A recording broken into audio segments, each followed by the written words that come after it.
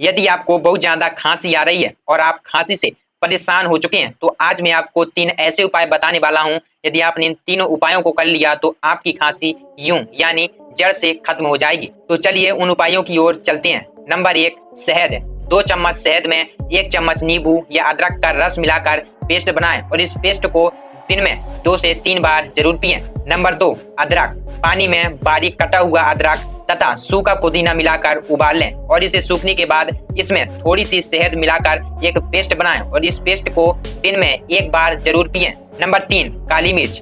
2 चम्मच शहद में 1 चम्मच काली मिर्च को मिलाकर दिन में 2 से 3 बार जरूर चाटें। यदि आपने इन उपायों को कर लिया तो आपकी खांसी बिल्कुल जड़ से खत्म हो जाएगी।